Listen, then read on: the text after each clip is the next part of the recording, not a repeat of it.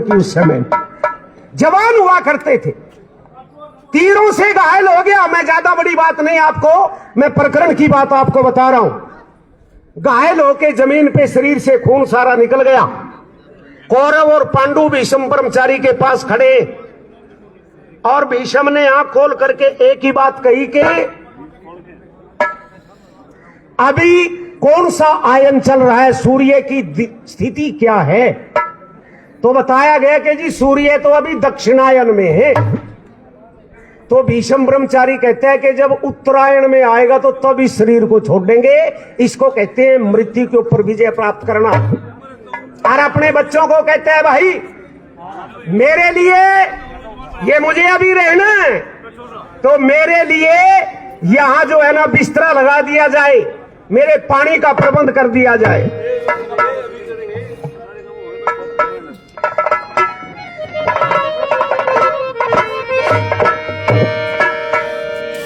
दुर्योधन कहता है अपने सिपाहियों को कि जाओ कैंप में से गद्दे लेकर के आओ। भीष्म पितामह हम सबके पूजनीय हैं, इनके नीचे गद्दे बिछाए जाएंगे। और भीष्म ने कहा भाई सर नीचा हो गया, थोड़ा सर भी ऊंचा करना चाहता हूं। दुर्योधन ने अपने सैनिक को दूसरे को भेजा, जाओ नरम गद्दे भी लेकर के आओ। तो भीष्म पितामह अर्जुन की ओर देखते हैं और अर्जुन ने अपने गांडीव को उठाया और भीष्म पितामह के नीचे तीरों का बिछोना लगा दिया, सेज सजा दी। गर्दन नीची थी तो 4 तीर मार का गर्दन के नीचे भी अड़ा दिए। कहते हैं कि प्यास लगी है। दुर्योधन अपने सिपाही को कहता है जरा चांदी की सुराही में से पानी लेकर के आओ, चांदी के गिलास लेकर के आना। लेकिन उसी समय अर्जुन धरती में बाण मारता है और जल निकाल करके धार सीधी भीष्म के मुंह के अंदर जाती है। वो भीष्म पितामह ने दुर्योधन को एक बात कही थी उस समय, वो सुनने की है। उन्होंने कहा था कि ना तो इस तकिए ने सिर मेरा ऊंचा किया और न पानी ने प्यास बुझाई है। महज दुर्योधन मन अर्जुन की तुझे वीरताई दिखलाई है।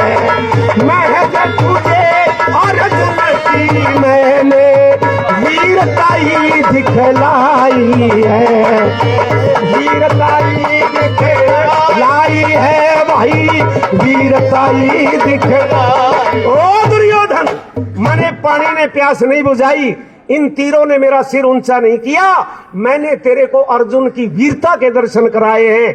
अब भी बचा सकता हो तो इस कुणबा गाड़ी को बचा ले। लेकिन कहते हैं भाई विनाश काले विपरीत बुद्धि, जब नाश का समय होता है तो बुद्धि उल्टे रास्ते पे लेके चलती है और उधर फायदा दिखाती है। कृष्ण जी महाराज बोले दुर्योधन था, दुर्योधन उसी गुरुकुल में तू पढ़िया जिसमें युधिष्ठिर पढ़िया, वही तेरा गुरु है, वही उसका गुरु है। तने न्यू नहीं पता तू अधर्म कर रहा है। दुर्योधन का उत्तर सुनो। दुर्योधन कहते हैं ओ गवाले, जितने वेद तने पढ़ रखे तेरे ज्यादा मने पढ़ रखे। मने पता है वेद शास्त्रों में क्या लिख रखा, मने ये भी पता धर्म किसे कहते हैं अधर्म किसे कहते हैं। पर पता नहीं कोई एक ऐसी शक्ति है जो मुझे इस रास्ते पे फायदा दिखा रही है, और फायदे की तरफ तो भाई दुनिया जाएगी। अब मैंने इस पर फायदा दिखा है, मैं तो लड़ूंगा और लड़ करके ही लूंगा, बगैर लड़े कुछ नहीं दूंगा। बुद्धि सात्विक रहती है जो परमात्मा का ध्यान करते हैं। कम से कम एक बार तो 24 घंटे में भगवान का धन्यवाद करना चाहिए, इतना बहुत कुछ दिया। पर यानियों का दिया ही कुछ नहीं। और मैं कहता हूं अगर परमात्मा केवल हवा बंद कर दे, वायु जो फ्री में दे रखी, कितने के भाइयों की हिम्मत है सुखबीर, कितने सिलेंडर लगा लोगे? लगा सकते हैं क्या? गैस के ऑक्सीजन के सिलेंडर से कितने दिन जीवन जी लोगे? परमात्मा ने कितनी बड़ी कृपा की है, तो उसका धन्यवाद करना बनता है। मृत्यु को काबू में रखने वाले द्वापर में भीष्म थे, अपनी मर्जी से चोला छोड़ते हैं जब सूर्य की गति उत्तरायण में होती है और वो मकर संक्रांति वाले दिन 14 जनवरी के आसपास जो है ना मकर राशि में सूर्य जाता है, उत्तरायण में जाता है, उससे पहले दक्षिणायन में रहता है। और एक दूसरे योद्धा ऐसे देखे, वो इस कलयुग में पैदा हुए, ऋषि थे, तपस्वी थे, उनका नाम था महर्षि दयानंद सरस्वती। अजमेर में अपने साथियों को, शिष्यों को कहते हैं कि इस शरीर से अब कुछ बनने वाला नहीं है। जुल्मियों ने जहर दे दे करके इतना खत्म कर दिया कि यह राष्ट्र के काम नहीं आता। इस शरीर को छोड़ने का मन करता है, इसकी अब ढोने की आवश्यकता नहीं है, इसलिए जिसको बुलाना हो बुला लो, दर्शन कराने हो करा लो, फिर इस दुनिया से जाने का मन है। ये महर्षि दयानंद सरस्वती जी महाराज अपनी मृत्यु से 3 दिन पहले कह रहे हैं। संदेशे भेज दिए गए, लोग आए, जितने भी आ सकते थे, अजमेर में वो थे। महर्षि दयानंद जी पूछते हैं कि भाई आज दिन क्या है? कहने लगे जी मंगलवार है। तिथि क्या है? कि कार्तिक मास की अमावस्या, दिवाली है महाराज आज तो महर्षि दयानंद जी कहते हैं अच्छा है, नाई को बुलवाओ। और सुनो बुजुर्गों और नौजवान साथियों, स्वामी दयानंद जी को जो जहर दिया गया था वो पूरे शरीर को फोड़ के बाहर निकल रहा था, पारा था, मरकरी जिसको अंग्रेजी में कहते, वो दूध में मिला करके पिला दिया था, पारा और शीशा आदि, कांच आदि डाल करके। तो वो मुंह को फोड़ करके, सर को फोड़ करके बाहर निकल रहा था। कहने लगे नाई को बुलाओ, स्नान कई दिन से हुआ नहीं है, सिर के बाल और दाढ़ी, शोर उसको बोलते हैं, बाल कटवाने। साथियों ने कहा महाराज दर्द होगा सारे शरीर में, तो जख्म है, नाई का उस तरह कैसे उठोगे? उन्होंने कहा नहीं, दर्द वर्द कुछ नहीं, बुलाओ। नाई को बुलाया गया, सर के और दाढ़ी के बाल कटवाए गए, स्नान करने के बाद तख्त पर बैठ गए, थोड़ी देर परमात्मा का ध्यान किया और अपने साथियों के सामने मुख करके कहते हैं कि मेरी कोई समाधि मत बनाना, कभी बाद में मेरे मरने के मेरी पूजा करनी शुरू कर दो। इस तरह की बात कहते हुए और कहते हैं अब चलने का वक्त आ गया है। बैठे ही बैठे वो महर्षि दयानंद सरस्वती जी महाराज आंखें बंद करते हैं, लंबा गहरा श्वास लेकर के ओम की ओंकार के साथ श्वास को बाहर छोड़ते हैं और बाहर का बाहर रहता है और शरीर निढाल होकर के पीछे गिर जाता है। इनको कहते हैं मृत्युंजय, मौत पर जो जीत प्राप्त करते हैं। तो मैं बता रहा था ऐसे महान इस धरती के ऊपर हुए, एक दो नहीं हुए, अनेकों हुए हैं। आपसे भी मेरा निवेदन है, जिनको सामने सूरज बिल्कुल आंखों में और पसीना, मुझे पता है, थोड़ा सा ऐसे कर लो बेसिक डायरेक्शन कुर्सी की। जब कोई मुख्य कार्यक्रम चलेगा तो फिर जो है ना बना लेना सीमेंट्री। अब मैं निवेदन, धूप से बचना जरूरी है क्योंकि आप लोगों ने बैठना है अभी 1-1.5 घंटा, थोड़ी देर का हो तो आप बेशक कुर्सी को साइड में कर लो भाई। छाया जो है ना शरीर के हिसाब से, सुखबीर भाई फौजी है वो तो मुझे पता है, फौज में से आया तो तपे होता फौजी। अगली बात सुन लीजिएगा,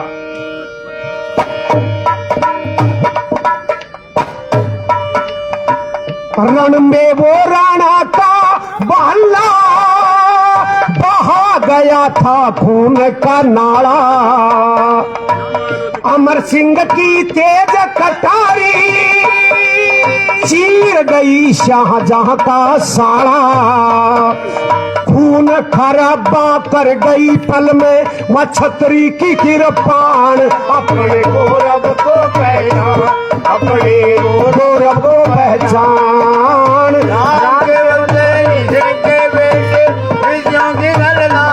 अपने गौरव को पहचान, अपने गौरव को पहचान। गुरु तेग बहादुर से बलिदानी, गोविंद सिंह की अमर कहानी, अजीत सिंह और जुझार सिंह थे, फतेह जोरावर सिंह लासानी, हंसते हंसते कट गए सारे, हंसते हंसते कट गया यू कुनबा, हो गए थे कुर्बान, अपने गौरव को पहचान, तू अपने गौरव को पहचान, राम के बेटे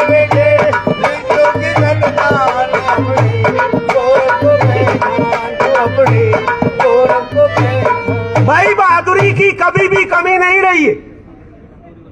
राठौड़ रियासत का एक शेर जिसका नाम अमर सिंह राठौड़ था।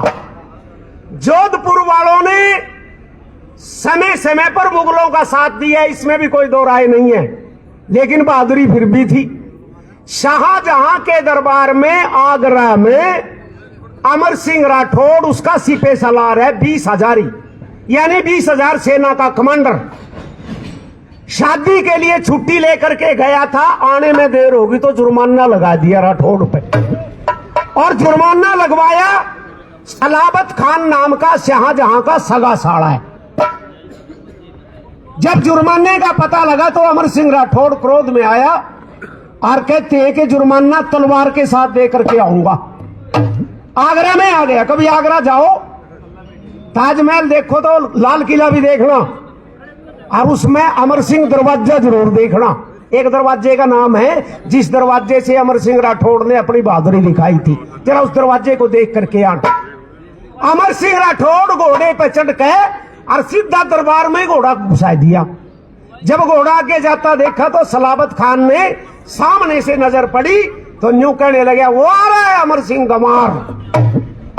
अब गमार में 3 शब्द है भाई, एक गै, एक वै और एक रह। लेकिन कवि लिखता है कि अमर सिंह राठौड़ को केवल गै कह पाया सलाबत खान, वार राठौड़ ने किया। कवि लिखता है कि इत गै गै मुख से निकसा, उत निकसी जमधार, वार कह नहीं पाया था जट दीना शीस उतार। कटार फेंक करके मारी, गै सलाबत ने कहा, वार राठौड़ ने किया और गर्दन काट दी। और गर्दन कटी जब साड़े की, शाहजहां भी पीछे गुप्त दरवाजा था, कूद के सीधे जनान खाने में गया, फौज पीछे हो गई। अमर सिंह राठौड़ ने अपने घोड़े को, कभी वहां जाओ तो 52 फुट ऊंची मेहराब है वो स्पील किले की, उसके ऊपर से नीचे घोड़ा खुदा दिया और लेकर के निकल गया। इतना बहादुर दरबार में बादशाह के सगे साले न मारे आया। पर पता है आपको, इसी अमर सिंह राठौड़ का सगा साड़ा अपने बहनों ही न बका के दोबारा फिर दरबार में ले गया। नाम था अर्जुन। अमर सिंह राठौड़ का सगा साड़ा, जिसकी बहन की शादी को केवल 15 दिन हुए थे, अपनी बहन को विधवा अपने हाथों से बनाया। अमर सिंह राठौड़ को दोबारा ले गया कि बादशाह तेरे से डर गया, कामों का कुछ लालच था, गद्दार हो गया। और ने बोलिया वो तो तेरे तक डर है, हथियार यहीं रख दे, मेरे साथ चल। गुप्त दरवाजे से लेके गया। दरवाजा ऐसा था जिसमें गर्दन झुका करके ही निकला जा सकता था। अमर सिंह राठौड़ को कहता है इस दरवाजे से निकल। अमर सिंह राठौड़ कहने लगे, अच्छा मेरा सिर झुकवाना चाहो भाई, छोटे दरवाजे से निकालता है, मोरी गेट से। कहने लगा सिर क्यों झुका हुआ है, तू अपना पैर आगे काट ले, पहला पैर दिखा बादशाह को। अमर सिंह राठौड़ ने एक पैर दरवाजे से बाहर निकाल लिया और दूसरा पैर और गर्दन पीछे रह गई। सगे साले ने तलवार के साथ अपनी बहन को रांड बना दिया, विधवा बना, गर्दन काट दी और सिर काट के दरबार में ले गया शाहजहां के। और वो शाहजहां के कर्मचारी अधिकारी पूछ रहे, बोले जी एक बात तो बताओ, जिन देश में अमर सिंह राठौड़ जैसे बहादुर हैं, तेरे बाबे दादे बाबर और नहीं पता राज लिया कैसे? शाहजहां कहते हैं सुनोगे कि देखोगे? तो बोले दिखा भी दोगे कि हाँ? जो कहते हैं फिर पीछे मुड़ के देखो। और पीछे देख रहे हैं तो अर्जुन गौड़ अपने जीजे का सिर थाली में लेकर के आ रहा है। तो शाहजहां कहता है ऐसे राज लिया है, जीजे से साले को मरवाया, भाई से भाई को मरवाया और आपस में कत्ल करवा करके हमने इस राज को पाया। तो बुजुर्गों और नौजवान साथियों पर बहादुरी की कोई कमी नहीं थी इस देश के अंदर। कितनी बहादुरी है मेरी बहनें बैठी है, माताएं सुनो मेरी बहनों, आप जब जब धरती में बहादुर रही हो तो तुमने देश को बहादुर बेटे पैदा करके दिए। मां के हाथ में बहादुर बनाना, मां चाहे तो बेटे ने बहादुर बनावे और मां चाहे तो बेटे ने बिल्ली डरावे। मां चाहे तो बेटे ने हाथ में लेकर के ऐसे खिला करके उसका हौसला बढ़ावे और मां चाहे तो कंधे का लाकर हाँ हाँ हूं करके ये लोरी सुना कर ना कमजोर बनावे। सब मां के हाथ में। आपको पता है, एक इतिहास की बात बता रहा हूं, एक मां अपने 6 महीने के बेटे ने हाथ में लेकर 2 मंजिली छत पर ऐसे उछाल रही थी। दासी परली तरफ थी, वो पकड़े दासी फेंक के तो मां पकड़े, बच्चे को बहादुर बना रही, 6 महीने का बच्चा। उस दासी का पैर डगमगा गया, हाथ में तो छूट गया और बच्चा 2 मंजिली छत पे नीचे आया सीधा। नीचे एक पत्थर पड़ा था, पत्थर के ऊपर आकर के गिरा। वो दासी रोने लगी। मां कहती है क्यों रो है? ने बोली रो इसलिए कि बच्चा मर गया, 2 मंजिली छत पे पत्थर पे गिरा, मर गया होगा। मां ने सुनो क्या कहा, मां ने कहा कि अगर मेरा बेटा यहां से गिर के मर गया होगा तो मर जाऊंगे, ऐसे कमजोर बेटे की मैंने जरूरत भी नहीं है, मेरा बेटा है तो मर नहीं सकता, नीचे जाकर देख। दासी नीचे गई, मां नीचे गई और जाकर के देखती क्या है कि जिस पत्थर पे वो छोरा गिरा था वो पत्थर तो टूट रहा और वो छोरा मुंह में अंगूठा सूट कर पैर घुमा के अपना हंसने लग रहा मजे में। कौन था वो छोरा? मां का नाम सुन लो, मां का नाम था अंजनी देवी। इस छोरे के बाप का नाम था पवन भूप राजा था। इन 2 राजा रानी की संतान थी जिसका नाम था हनुमान। मां बाप ने नाम रखा हनुमान। जब छोरे ने पत्थर तोड़ दिया तो पत्थर को संस्कृत में वज्र कहते हैं। मां ने कहा अरे बेटे तेरा तो अंग वज्र जैसा है, बजरंग है तू, और उस दिन से उसका नाम बजरंग बली हो गया। अरे हमने क्या करे, हमने उसके पुंजड़ लाकर बंदर बना दिया।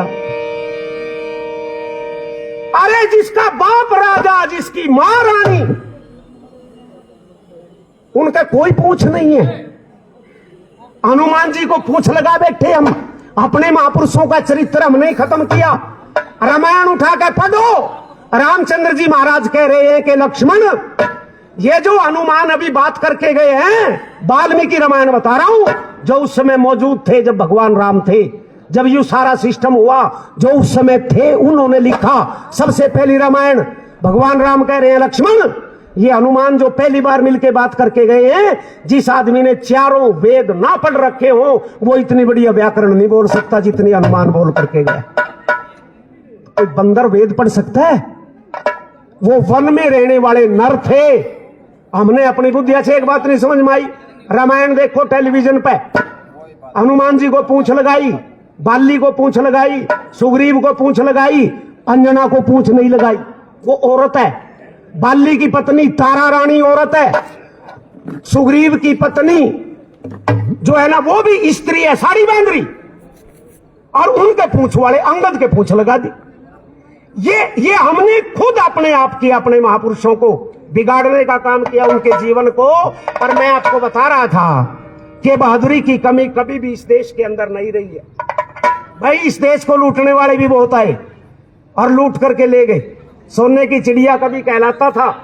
आपसे एक बात जरूर कहूंगा, जागना पड़ेगा, जाग लो, नहीं जागोगे तो ये लुटाई फिर भी संभव है। आइए 4 पंक्तियों का एक गीत आप लोगों के बीच में रखता हूं और उसके बाद मंच का कार्यक्रम जैसा रहेगा उस हिसाब से मैं थोड़ा सा आपको एक बात जरूर कहूंगा कि जागना बड़ा जरूरी है आज के दिन। आइए क्या है जरूरी, सुनो बात। के सुनो आर्य भाइयों, कोई भाई नहीं भी कह सका मैं तो आर्य नहीं। इस हमारे देश का सबसे पुराना नाम है आर्यवर्त, और देश की वजह से आप सारे ही आर्य हैं। आर्य कहते हैं अच्छे आदमी को।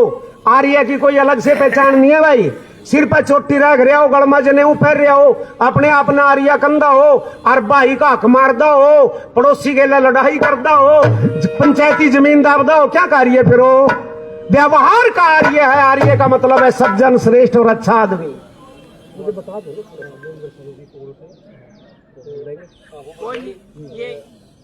बलिंदर जी कौन से? पूरा हाँ मिंदर जी पूरा करने दो, पूरा करने दो अपनी इनको। ठीक है।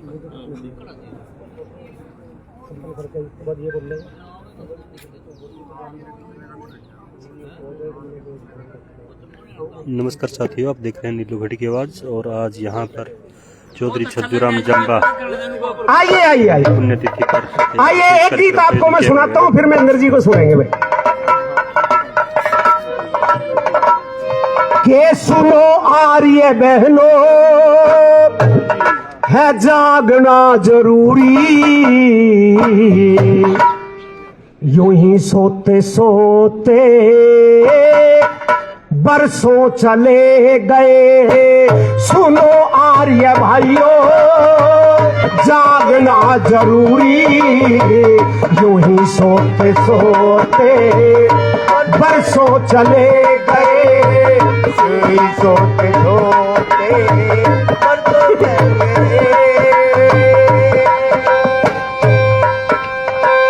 गजनवी ने आकर तेरा सोमनाथ लूटा, हमारा नशा नींद का कब भी न टूटा, हमारा नशा नींद का कब भी न टूटा। गजनवी ने आकर सोमनाथ लूटा, हमारा नशा नींद का कब भी न टूटा। गजनवी ने आकर सोमनाथ लूटा, हे दिया हमारा नशा नींद में न टूटा, हे दिया भाई लूट कर ले गया दौलत वो भारी, लूट करके ले गया दौलत वो भारी, हमें रोते रोते बरसों चले गए, हमें रोते रोते बरसों चले गए। गोरी अब्दाली तैमूर लंग आए, बच्चों व बहनों के। महेंद्र जी से निवेदन है कि आए और अपने विचार रखेंगे। श्रीमान महेंद्र सिंह जी।